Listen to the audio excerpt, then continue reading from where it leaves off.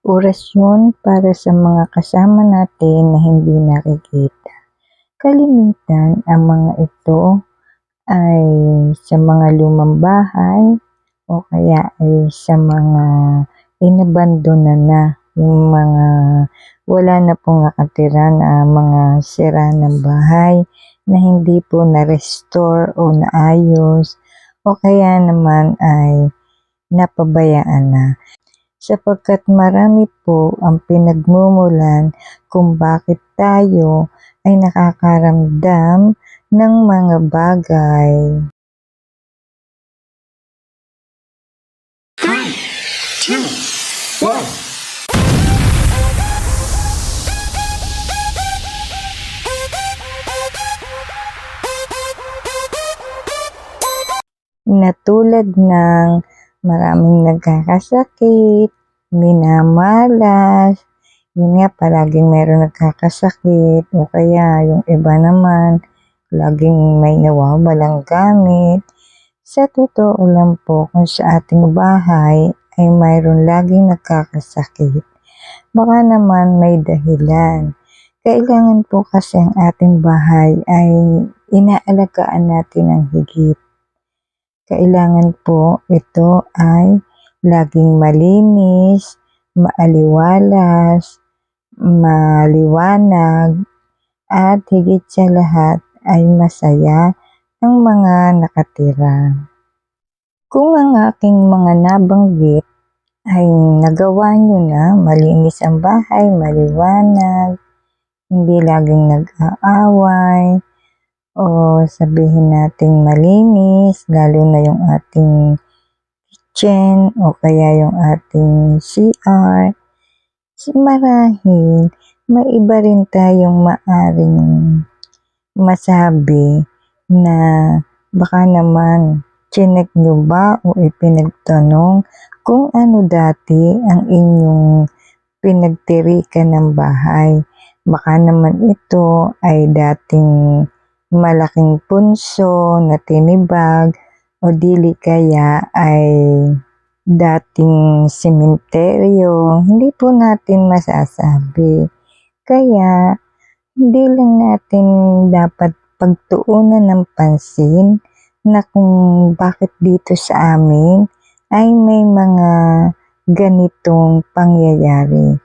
Marahil ay hindi natin din pare-parehong alam kung ano ba dati ang nakatayo dito sa ating bahay, lalo na kung binili sa mga subdivision o hindi talagang kilala nyo yung lugar, di ba?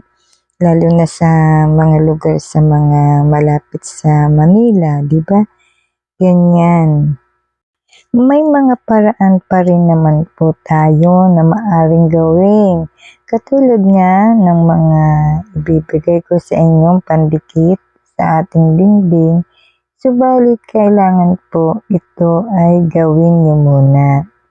Kung sa palagay nyo ay ganun pa rin, may mga nakikita tayo, lalo na yan minsan katulad ng nasa larawan, na hindi naman natin kilala pero sa palagay natin ay mga taong hindi natin nakikita, ano po. Minsan nagpapakita sila kagaya ng mga white lady, yan yung mga ganyan. Minsan po kasi ay mga kaluluwang ligaw yan. Hindi daw po nakaakyat sa langit. Sabi-sabi po pero para namang may katotohanan ang mga ganyang sabi-sabi. Minsan may sadya pong bahay, yun nga yung mga abandonado na, sadyang may mga nakikitira na. Ganun pa man, kahit po ang mga bahay na ganito, tulad niyan, halimbawa, ganyan, may nakatira na. Pinirahan nyo naman, giniba po yan, sinubdivision o kaya ibinenta ng lote na lang, inalis yung bahay, ginawang apartment o bahay na benta, may dati na palang nakatira. Ayan, ang mahirap, po. Kaya kailangan ay gawin natin na ang mga bagay na sinabi ko nung una. Maging malinis sa ating tahanan. Unang-una na po yun, at huwag laging mag-away-away. At ang isa pa ay lagi pong maliwanag. Bukas ang ating mga bintana sa silangan. Kung hindi maaring buksan kasi pader na yung kabila, kahit po basta dapat po ay maging maliwanag lagi. Yan po talaga ang kailangan para sila po ay huwag dyan manahan at umalis.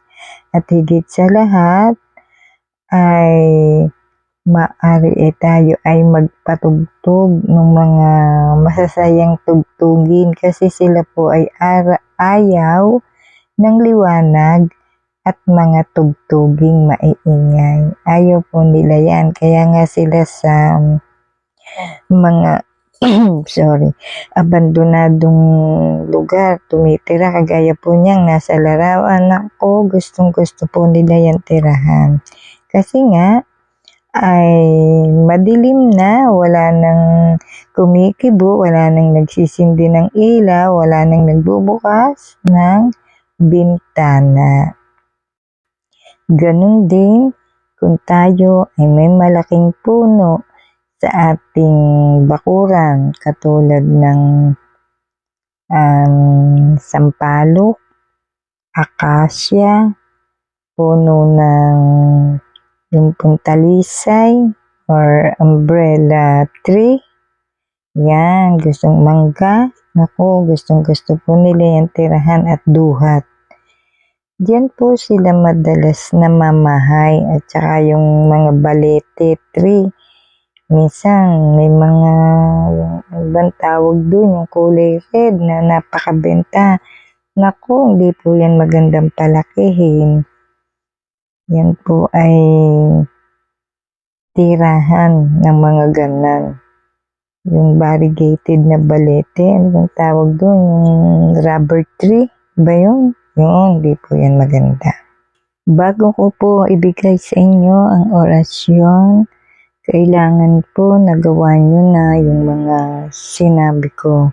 Malinis ang tahanan, maglinis, pwede lagyan ng asin, ang basahan sa tuwina para mas maganda. Maliwanag, hindi nag-aaway-away, maaring maglagay palagi ng patugtugin sa loob ng bahay. At kung nagawa nyo na at ganun pa rin, marahil po kailangan ay patingnan nyo sa mga feng shui expert. Kasi baka naman po may mali sa mga nakalagay natin, mga dibisyon, mga nakalagay na halaman, nakalagay na pan-display sa loob ng ating tahanan. Kaya nagiging sanhi ng pagkakasakit, pagkakamalas, at palagi nang walang mangyari sa buhay. O palaging ubos ang laman ng wallet at walang pera. Kaya mas mainam po na gawin niyo po ang sinabi ko at ito ibibigay ko ang orasyon at pagkatapos na ito ay magawa ay kailangan sa feng shui expert niyo na po patingnan. Narito po ang orasyon. Norgusum. Isusulat ko po ito sa video.